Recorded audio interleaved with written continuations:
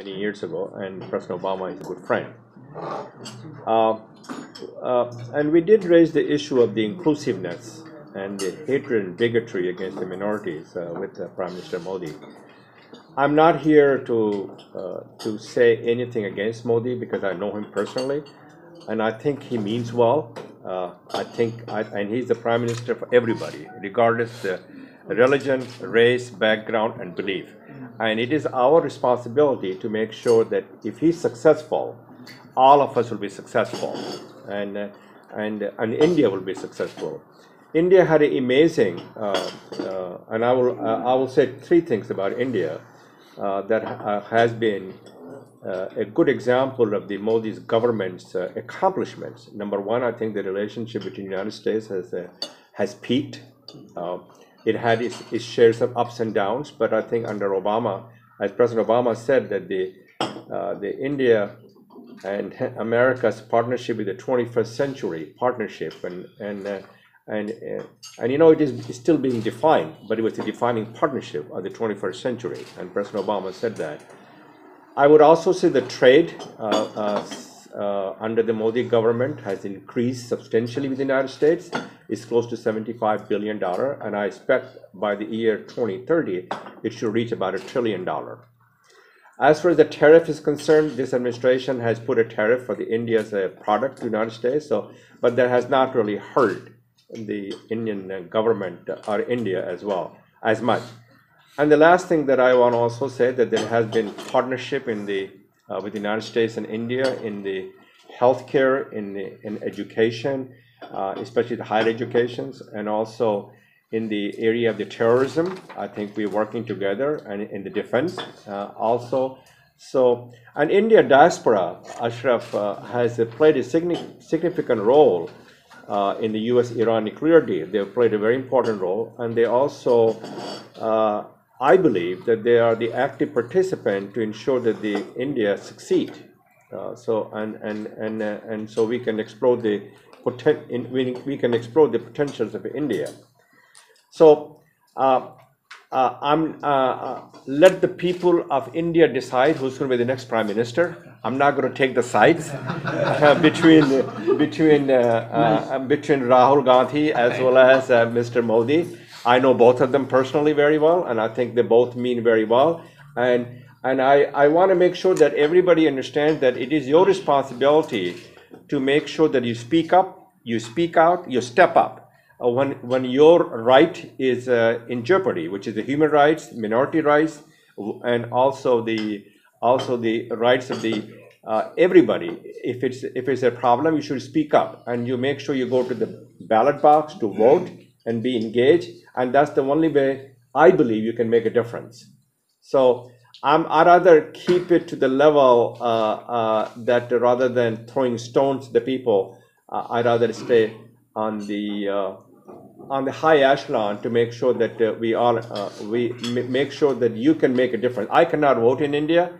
I'm an American, but I would also say that for India, we need to deepen and strengthen and broaden our relationship with India, because these are the two democracies in the world. India is the largest democracy, and America is the oldest democracy. And there's a lot of things that binds us together.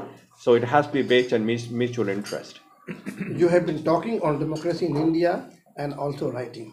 Yeah. With a comparison of other democracies in the world. And now at a time when you are here, naturally we are going to pause after 3 months. How do you feel? How do you what? Feel? Oh, I feel that India is still, it remains to be a beacon of hope and democracy. And one of the things that India can do and should do is to promote the democracy around the world, and especially in the Gulf countries, in some part of the Asia, the democracy does not exist. Democracy and you guys, the journalists, are the cornerstone of India.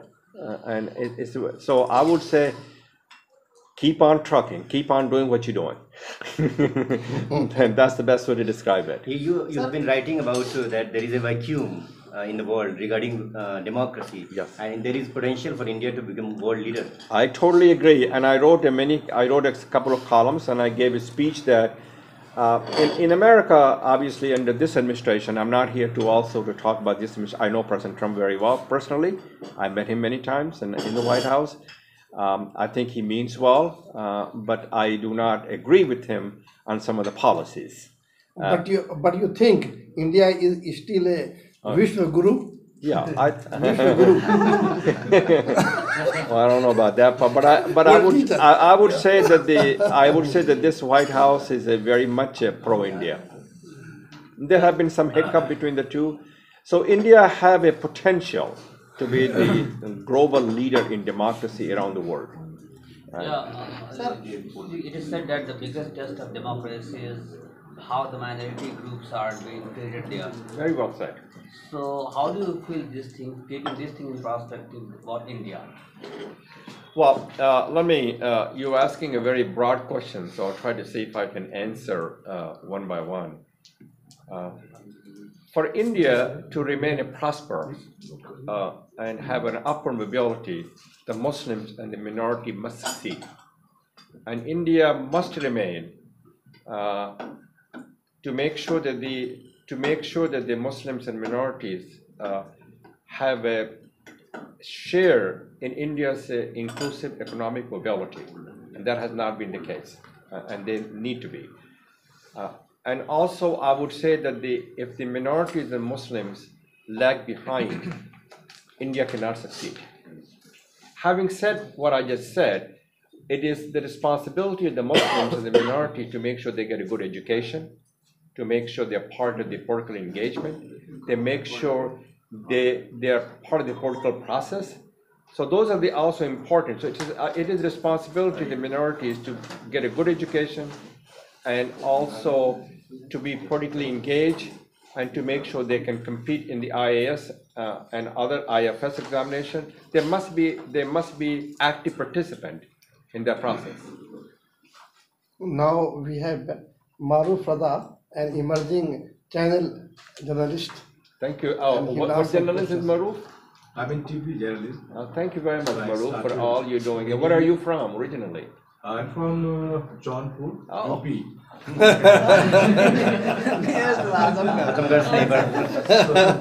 You can say neighborhood. So Jaunpur is not too far from us. Yeah.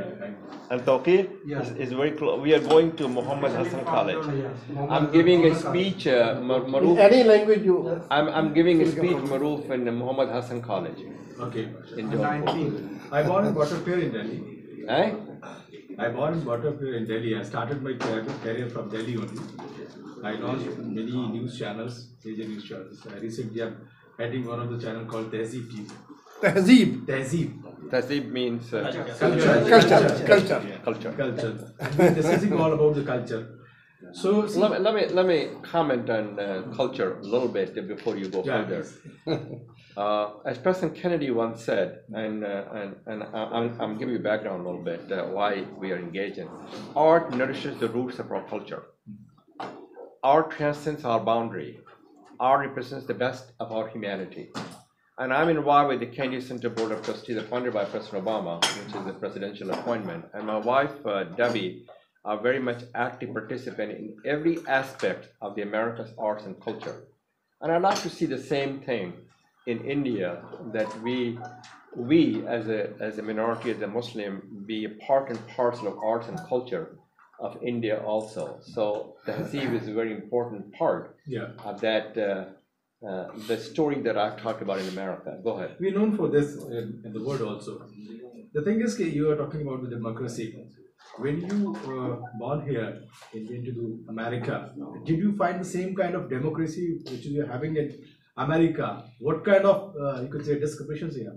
Because here is hate, here is insecurity, here is no opportunity for Muslims. You are saying to me, among the Muslims, we create leaders. If we not support from the government, if we don't have that kind of policy, how can we achieve that goal? Okay, so when I went to India, and when I went to the United States, which is the question that I was very impressed by the freedom of press and the democracy and our values. You know, we fought as an American to get rid of British tyranny at the time of the reign of King George III, I believe it was in 1775. So Thomas Jefferson and George Washington, they all fought for that. I still believe that the United States remains what John Winthrop said in 1632, a shining city upon a hill, and all the eyes are upon us. As in the United States, we have a similar, not the same problems, similar situations about the minorities, about the blacks, about the Indian Americans, and about the people who do not share the heritage and history of the white Americans. So that is somewhat true there also. But if President Obama can become a president of the United States, impossible can be made possible, right? Irrelevant can be made relevant. And when I sat here, when Mumtaz asked me to say something about my history, and I said, it's America inclusiveness that provided me the opportunity to succeed. And when the minority succeed, everybody succeeds. That's something that India needs to recognize that. But you have the responsibility on your shoulder to promote the dialogue between the various faiths, because to build the bridges and to make sure that there's no, we can also break the barrier, the biases that divide us. We need to figure out how to unite us. Our bonds are stronger than the differences that too often drive us apart. So I hope I answered your question. What do you think, what has been plaguing the Indian Muslims over the last 7 decades after independence? And what do you think, what are the ways to empower the Indian Muslim community while keeping them in the mainstream of the Indian life? I would like to supplement a few points. And the point is that when you left India for the States, I think that it is half a century. Close to 50 years ago. It 15 years is old, now so half I'm a 65 century. now. Do you find any difference between the condition of Muslims then and now In India. in India? Well, I think, Asif, that's a very good question. So let me try to go back to the history of the Muslim ruled this country since the 10th century, when the Qutub Minar goes back to Turkish when it came to the United States, and they stayed here until the Britisher took over, which is the time of Queen Victoria in 1872, when the Mughal emperor went to Burma. So the Muslim ruled this part of the world. Now Myanmar. Eh? Now Myanmar. Yeah, I guess so. Yeah. So the Muslims shaped India, and India shaped Muslims. And if you look at the landscape of Delhi, it's filled with Muslims. What I consider the tombs and the cultures and arts. So we have to recognize, all of us Indians, whether regardless of Muslims or Hindus or Christians or Jain, that is a part and parcel of the India's heritage, the Muslims' landscape and the Muslims who they are.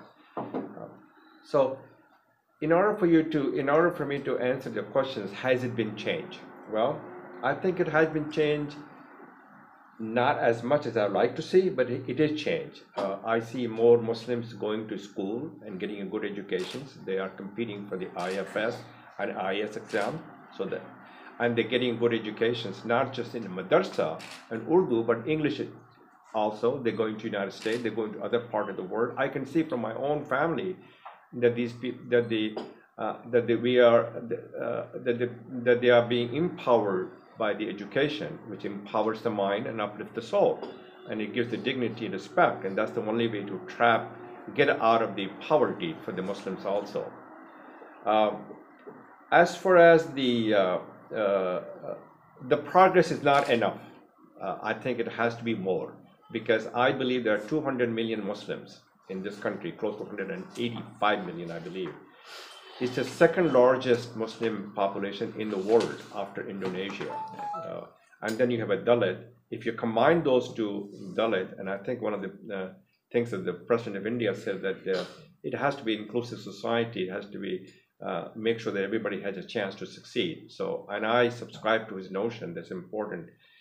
What we have to do, all of you, is to tell the story of the minority enterprises to make sure they have a success and failure, to encourage them to go out, start the business. They will face some challenges, but you know what? We are in this together, and together we can help shape a better future for India if we are in together. So that's what I say to you. And we have with us 3 persons from 3 biggest Oh, okay. dailies, Urdu dailies. One is Mr. from Inqilab, Dr. Yamin Ansari. The other is Abdul Qadir Shams from Sahara. And the third one is Mr. Qasim Sayyed, from editor of Roznama Khabre. Oh, Qasim I Sayyed. know him. Yeah, I know his And brother. His brother is an Alligerian from Aligarh Muslim Yeah. University. I am To begin- I am also Ligurian. So am I. This is the bond that binds us together. Yeah. To begin with, we would like Mr. Yamin Ansari. So Ansari. Dr. Yamin Ansari. Ansari is the name of some of my family also. And, so you're from what part of the? Also Alligerian. Alligerian. Not you. So many Alligerians. Aligarh, Please ask a let me question. say something about Aligarh Muslim University. Please ask. And before you ask me the question, Mr. Ansari, what's best in me, I owe to Aligarh Muslim University. Aligarh shaped India, and India shaped Aligarh. Sasiya's vision of giving the education, empowering the Muslim by education, which he founded MAOO in 1872, was all the peoples who left India and went to other parts of the world, they're Alligerian because of the Sasiya's vision. We would not be here if the Sasiyas would have not established that school in Aligarh Muslim University. Aligarh Muslim University is a precious possession. I would also say that the Aligarh shaped my story and your story and determined my destiny. Its principles have always guided us throughout our life, whether the time is calm or the crisis. And that's the reason my parents, my grandparents, my every whole family members went to Aligarh, so is my brothers. That's the reason that I owed to Aligarh Muslim University to give that kind of a money to build the management complex and also build the auditorium, thanks to Ali, who got me energized. So I would say Aligarh should continue to be on that path to be the leader in not only for the United States, not only for India, but for the whole world. So I'll take your question. And thank you for going to school there. And when did you graduate? Yes. When? When did you graduate? 95. Oh. 1995. Oh, okay. And Please which, ask. which area of specialization was it? Education. Oh, Department of the most Education. beautiful. Yeah. Thank you very much, Yeah. Mr. मेरे Ansari. जहन में 2 सवाल आ रहे हैं। जी. एक तो ये है कि हिंदुस्तानी जो मुसलमान हैं वो अमेरिका के ताल्लुक़ से जो उनकी एक का नज़रिया है और अमेरिका का जो रोल मिडिल ईस्ट में ख़ास तौर से अफ़गानिस्तान से लेकर मिडिल ईस्ट तक रहा है, तो वो एतमाद उनका अमेरिका पे नहीं के बराबर है अमेरिका के रोल को देखते हुए। तो उसमें आप हिंदुस्तानी मुसलमानों को कैसे किस पैराए में देखते हैं कि वो अमेरिका पर एतबार कर सकें, कि वो मुसलमानों के ताल्लुक़ से कुछ खैरख्वाही का जज्बा रखता है या नहीं रखता है। दूसरा सवाल ये है कि अगर हिंदुस्तान और पाकिस्तान के दरमियान जो कशीदगी अक्सर व बेशतर रहती है, अभी भी ताल्लुकात एक तरीके से बिल्कुल ख़त्म से हैं, मुज़ाकरात भी नहीं हो रहे, तो इसमें अमेरिका का क्या रोल हो सकता है या नहीं हो सकता? ये 2 सवाल मैं आपसे। Well, I'm not sure if I understood your Urdu very well, but let me try to answer a couple of things. First of all, I'll take the second question with the Pakistan situation. India Pakistan. I write columns for Pakistan Daily Times. I don't know if you know that. Yeah. We have. You have? Oh, very good. I just wrote a column about the employment. And I'm saying that as an American, not as an Indian, it is in our interest, India's interest, to make sure that Pakistan is prosperous and make sure that we have a good relationship with Pakistan. That's my personal relationship. That's my personal view. And it is may not be the view of the United States government, but it is the view of President Obama. And he said that many times, and I will continue to subscribe to his notion. As far as the Pakistan is concerned, I think that under Prime Minister Imran Khan, what he has done in order to bring some of the Sikh to India, to Pakistan, is the first step towards establishing a relationship. I still think that the situation of Pakistan promoting the terrorism, what they did in Mumbai, sending out the people on a dinghy and killing innocent human beings, Yes. which they did, including the Muslims, that was completely wrong and unjustified. This is not the Pakistan should never done that. So I see a brighter horizon, and I hope the Prime Minister Modi feels the same way in terms of the improving the relationship between the two countries. Pakistan is still does not have a support in the United States. I mean, the relationship between Pakistan and the United States is it's not what I call should be what it is right now, because of they do not have a bipartisan support. They still talk about the terrorism thing that they support, which is the wrong thing to do for Pakistan. But I would hope that Pakistan becomes a prosperous country. It is an interest of the India and Pakistan to work together because they have a shared goals and shared responsibility and shared sacrifices. And also, I also want to say that it's the same people. I mean, we breathe the same air. We cherish our children's future. So how come we cannot get along? We should get along. Your question with regard to, if I get it right, about the America's role in the Middle Eastern countries. In terms of how America should win the trust of Indian Muslims, in that context. Very good. Confidence. Very good question. Well, I'm not. No, just I'm I'm explaining not the a. question. I'm not a. explaining the question. I'm not a politician, and I do not. Just supplementing. I do not speak on the behalf of the United States government, and the United States government do not speak on my behalf. But the prime thing is why they should try to win the. That's the interest. There is no I point. mean, the question is that why they should be interested. But let me try to answer your questions in a constructive and a positive way. America has its own interest. America's interest is oil. America's interest is this administration is a little.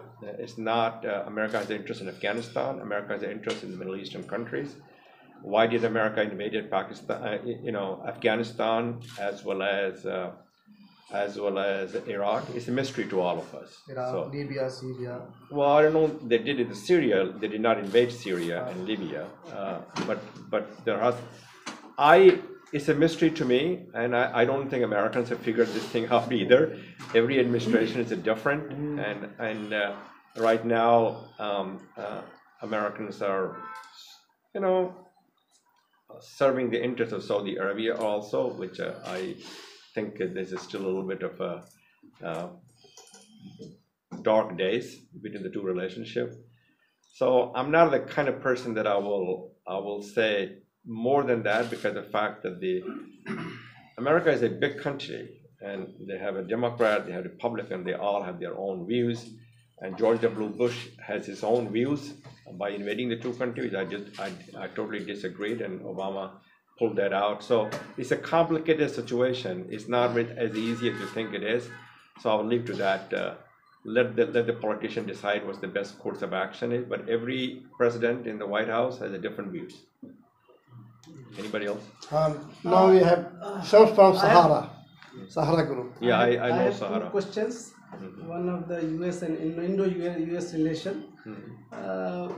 What you feeling about Indo-US relation better in the regime of Barack Obama and Now, Trump? What's the difference? Send him the speech. I'm giving a speech on Indo-US relations. It's about Indo-US relationship. So Mumtaz, can you send it to him? Yeah, I will. Yeah. So they, well, if you go back to the history, Qadi Sahib, ji ji during the Prime Minister Nehru's, I mean, India was a neutral country, right? And they kind of tilted towards the Russia. And then the Prime Minister Bajpayee came in and established and basically opened the doors between the also with Pakistan he did that and also with the United States. President Obama, when he became the president, he and I made that statement. He came to India twice, and I came with him once to celebrate the India's Republic Day. And he did say that, and I know President very well, and I will talk to you a little bit about personal story of President Obama also in 1 minute. He said that the relationship between India and United States are the shared values and shared interests, and also there's a defining moment of the 21st century. So the relationship is still being defined. Under the Trump administration, nobody knows what's going on. And I think it's difficult for me to comprehend what's going to happen. But I think I would say this, in the Congress that I work with the House as well as with the Senate, there's a bipartisan support for U.S.-India relationship. Going back to the President Obama, so President Obama was nobody several years ago before he became the President of the United States. So when he was in Columbia University and Harvard, and before he went to Occidental College in Los Angeles, you know who was his roommate were? Indian and Pakistani. Because he thought he fit in, because he couldn't fit in with slaves, which is the black African American, because his mother was white and his father was black. So he fit in with the Indians and Pakistani, and his best friend of during the college days of Occidental and also Columbia and Harvard are Indians, and he appointed several of them in his cabinet also. He loved Indian food also. And I asked him once, and he says, "I know. Do you know how to make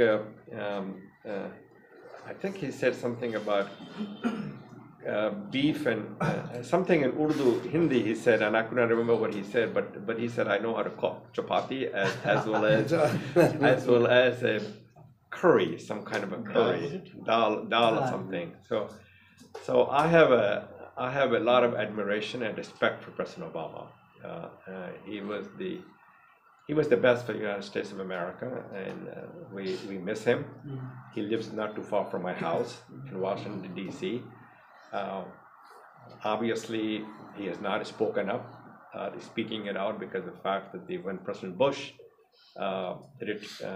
left the White House, President Bush didn't say bad things about Obama. So Obama doing the same thing and not saying anything about Trump, and I think that's the right thing to do. He's the ex-president of the United States, and I'm part of his foundations, and I tell you, to me, he was the best president of the United States. That's my personal feeling. Okay. Sir, I have a lots of questions from my side, but before that, I would like to introduce our friend Muhammad Azim Khan. He has come from INS. Tarun Basu. So you work with Tarun? Yeah. So can you send him my speeches? Certainly, I will. So Server is there? Server has left. When did he leave? 2-3 months back. Oh, okay. So you took over his job, or? No. Actually, I was earlier in the team, so I can continue. And I write the columns. I know. And I also, Tarun is one of my best friend. Yeah. For a long time. So I'm going to see him in a couple of days for lunch and dinner. And also, I just wrote the column 2 days ago, and also write my foundation supports the Inclusive India, which is written every week. Right. So, by all means, ask the question. Sir, Qasim Sayyid from Khabare.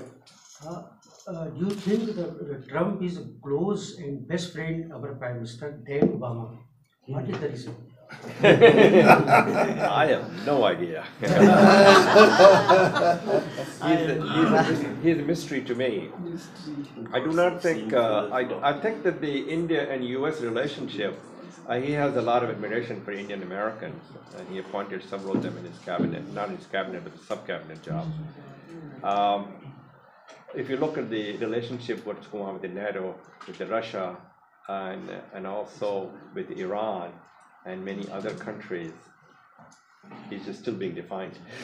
But not India. Pardon? India's relationship is good. Yeah, it is. You know, it's hard to predict. So we just have to wait for his tweet. Mr. Abu Zafar has a question. Abu Zafar. Can you give advice? What should do Indian Muslims and Urdu media in next election? For what election? In next local election. elections. That's a very good question, Hassan. In a democracy, I think it's important for all of us to be involved, to be engaged, to make sure we participate, to make sure we vote, to make sure our voices are heard. Those are very important aspects in a democracy. So the Urdu media should promote the people to get involved with the political process. And I don't really care whether they choose the Prime Minister Modi or Mr. Gandhi or some other party. But it is important for them to be politically involved and engaged and civically engaged and to be active participant in the process of the election which is going to happen. And the Muslims in India and the minorities also can change the landscape of India if they're active participant in the process. In return, they need to make sure their voices are heard, to make sure they're not ignored, to make sure that they're politically engaged, to make sure they have a member of the cabinet in the central government also, in the provincial government also. So they have to be involved, not to fight against each other, but to be together. And if they're together with all the minorities and all Muslims, they can help shape a better future for India. And what role Urdu media can play in this regard? Urdu media can play to make sure that the Muslims, the minorities, and the Dalit understands that in order for them to make sure their voices are heard, they need to get politically engaged and go vote and make a change. And they become a change agent. Right? They become a change agent. Zafar has a question. In the last 1 hour discussion, you must have observed that we Indian Muslims are more interested in the US and Arab and Yemen rather than in Indian issues. Indian Muslims should be interested about India. What happens in India is the most important for them. Absolutely. And I think that the Indian Muslim also need to reach out to the people in other part of the world, which includes the Gulf countries, and there are a lot of them in the Gulf countries, the Muslims, to make sure they help the Indian Muslims to prosper, to get good educations, and they can empower them. Actually, that's what I would do. That was my critical comment actually. My question was that despite being backward, how can Indian Muslims contribute in nation building? Of course, Indian Muslims are more backward than the Dalits. Still being backward, what can they do? And they must do. This is a moot question. Well, I personally believe, and that's my personal belief, because I'm a fan of education, because education frees the human mind from the shackles of ignorance. Education, as President Obama said, will be the currency of the 21st century. So I will ask them to do several things. Number one, they got to get a good education.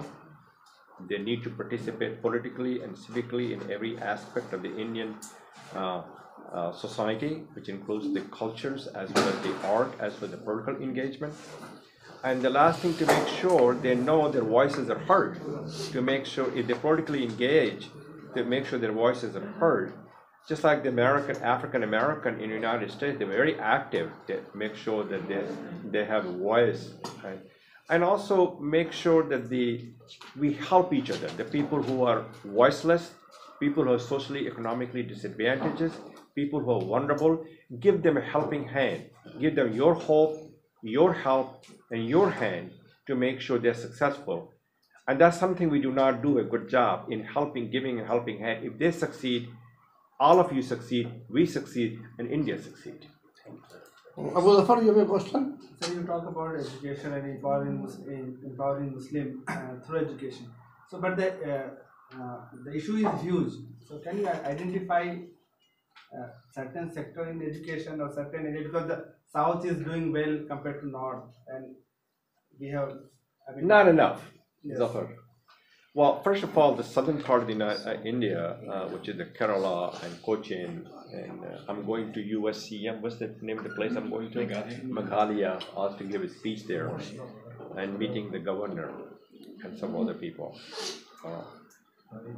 I think that there are several aspects of first of all, as you probably know, that the Indian Muslim youth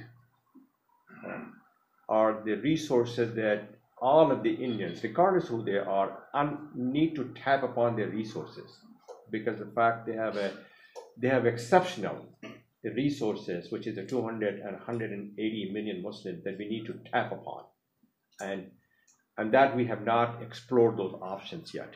We need to explore that to make sure that they're successful. The education really begins from the home, to make sure that parents understand that it is important to get out of the poverty, they're trapped into the poverty, so they make sure that they go to school, they get a good education, just like my parents did. My parents made sure that I went to school, I went to got a good college, and then helped them to succeed. And the next thing they should do is, I would say that the Muslim woman, girls, rather than being trapped in four walls, they need to get out of that and make sure they get a good education. I have had a long passion and commitment to make sure the girls have access to the education, make sure they go to school. And the third thing they should do is a madrasa. Madrasa should become a part of the 21st century workforce, to make sure they get a good education, not they teach them with the history of the old history which doesn't do anything, to make sure they have a partnership, public and private partnership with the employer, to make sure they can create what I call a 21st century workforce. And they have not done that. They're doing it, but they need to do a little bit better than that, to make sure that the madrasa becomes a focal point for the student to get education, to go to high school, to get a college, to go to universities, and become part and parcel of the India's educational system. The soccer report, is that soccer? How do you say? Satchar. I cannot pronounce it correctly. Justice Satchar. Satchar. And he passed away. Yeah, he passed away. Justice Satchar. Yeah, Satchar said that there's a deficit of the Indian Muslims not going to school. So that's the important, and they did not specifically mention, they especially mentioned about higher education. Only 11% of the Indian Muslim go to higher education. They need to go to higher education. They need to make sure they can create the 21st century workforce. They make sure they can get their girls to women go to school, not just get married when they're 20 years old. Make sure they're not confined to the four walls. So those are the aspects that I think they need to do. But the last thing they need to do is help each other. If, rather than buying 2 more cars and more jewelries when you're rich and big house, let us empower them. Let's give our hope and our heart to the people who cannot lift themselves, who live in the dark ages and the dark moments, and lift them up and say, we are in this together. So after 12 years of such a report, that had come in 2006. Now after 12 years, the situation has gone down, much down. I'm and, not and, sure and it this has is shown gone by down, but NSSO. it has not improved as National much. Sample Survey. It has not done as good as it should have. Now he has a question. Please introduce. हाँ, शोएब रजा sir जी सलाम से मेरा सवाल sir एक ये है कि 9/11 के बाद अमेरिका में जो मुसलमान थे उनको शक की निगाहों से देखा जाता था, अभी क्या सिचुएशन बदली है, हालात बदले हैं, नजरिया बदला है वहाँ पे? I think I got the questions corrected in Urdu, but I will, if I did not answer properly, and maybe Ali will translate it for me. First of all, several things.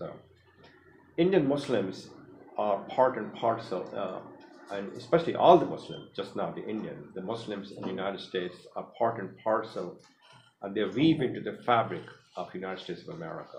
They're engineers, they're doctors, they're business people, they're politicians. They have made a difference, and they will continue to make a difference.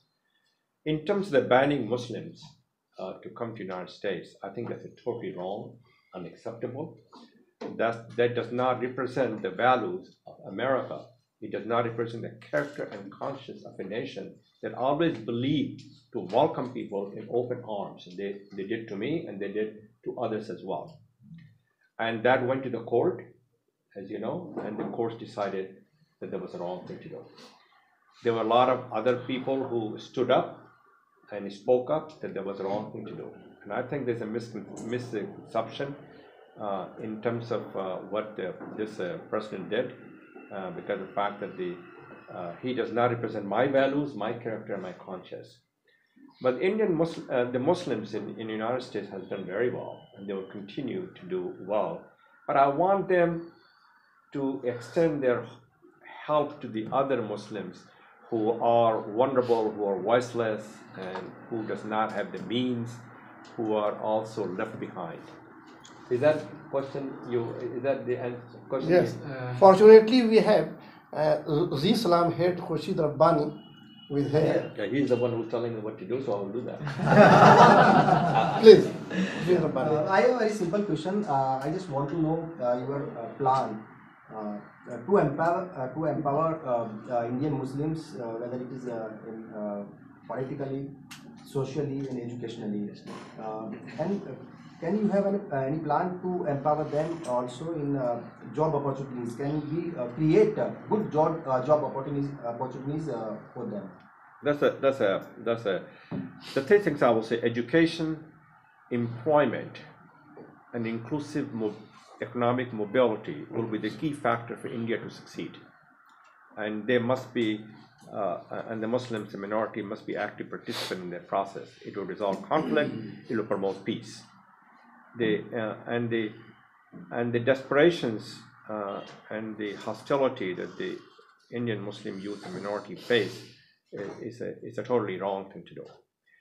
I am a foreigner. I'm an American, so I have to live within the constraints of the United States government rules and regulations.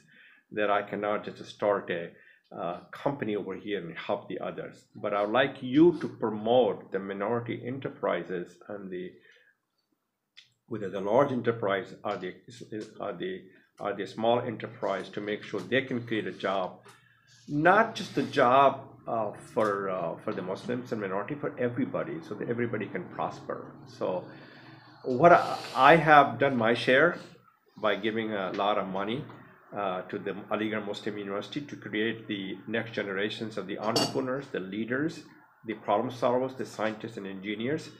And I would hope they will go out, as Sayyid said, to the other part of the world, create a job, build prosperity, and have upward mobility to the people there.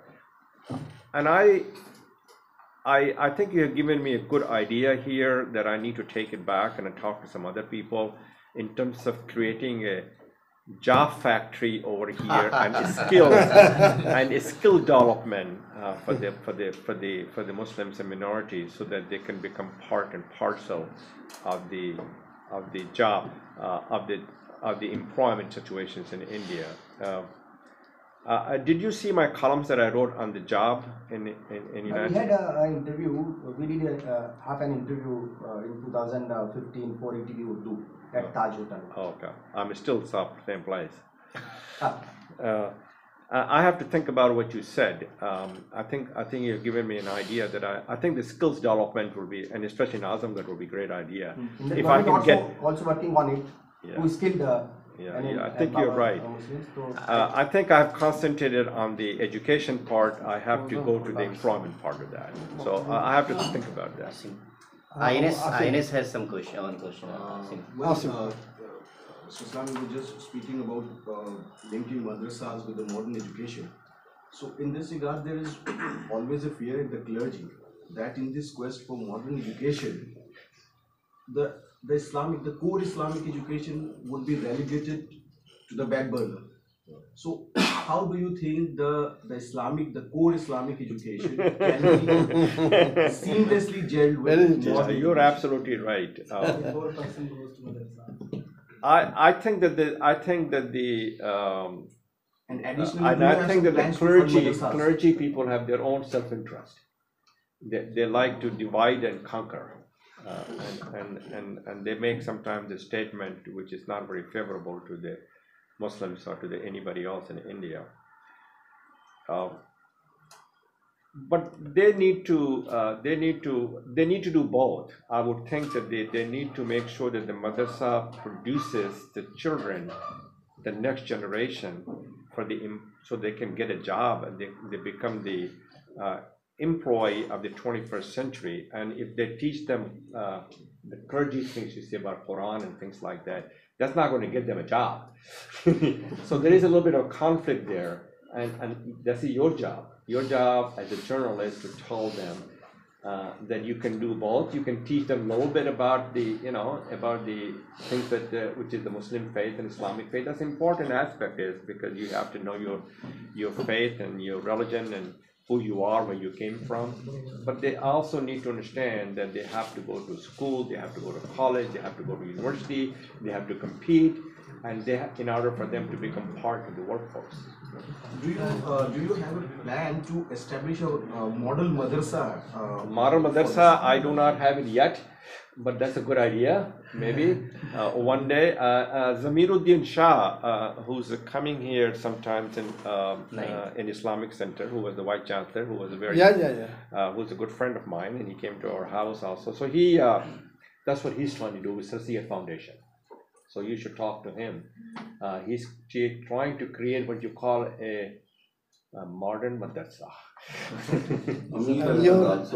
Zafar Sareshwala is also. Zafar is doing that. Zafar Sareshwala is doing that. Amir Ahmed has Amir is doing that. a program that like taking a Hafiz, a group up, and they have a program that in 3 years they can bring them up to high school level, up to a grade, so that they can go to some special program. Even Karnataka and Maharashtra and Gujarat have many good madrasas.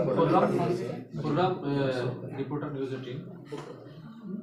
News 18 earlier known as ETV. Oh, I heard of it. 9/11 की बात हो रही थी।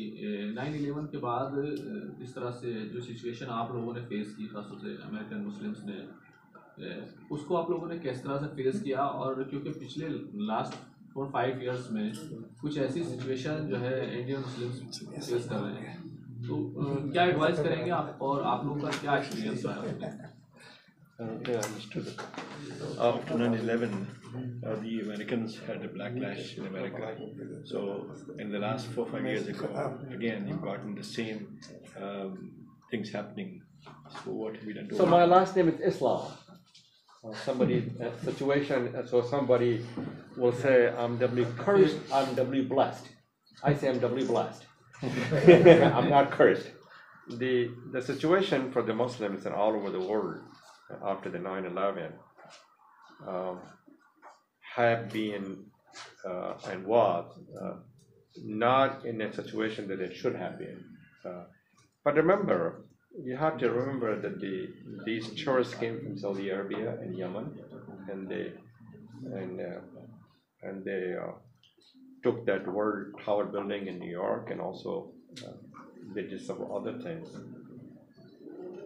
But the Muslims have faced backlash in the United States and all over the world.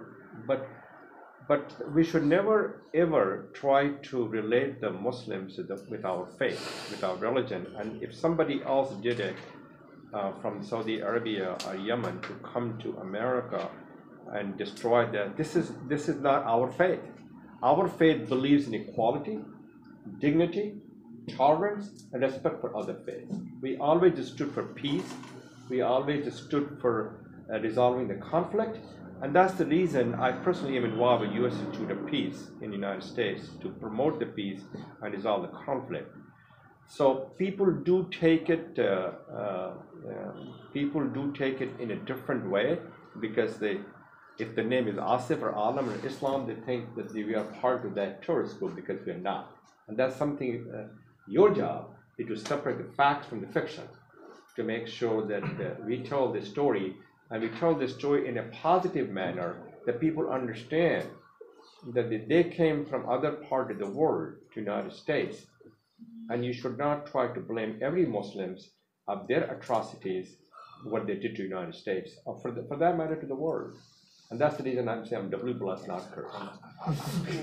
Because my last name is Islam.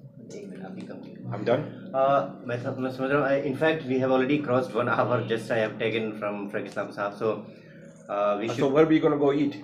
Lunch on the ground floor. Let's go. Anybody else? But I have conclusion, some remarks from my please, Asif sir. senior most journalist. We are very thankful to you that you made us so gracious that we became frank with frank in asking questions. Very good. There was no reservation, but we want to know how you became frank. So, this is a little question. You asked for all kinds of my personal question. And so my name is, my real name is Shah Fakhrul Islam. And we came from Shah family, which is my brother's name is Shah Islam, which is a Sufi family in Banaras and Azamgarh. And our ancestors were Sufis. So when I went to the United States at such a young age, nobody could pronounce my name. So professor that brought me to United States to India, from India to United States, decided that I should get the first American name, so I'm stuck with the name. But I did not forget my heritage, so I called Frank Fakhrul Islam. So I still so the President Obama had a little bit trouble pronouncing my name. So I said, Mr. President, I'm still Frank Fakhrul Islam. So he said, Fakhrul means pride of Islam, as you all know. And I take a lot of pride who I am as a Muslim, as an Indian American.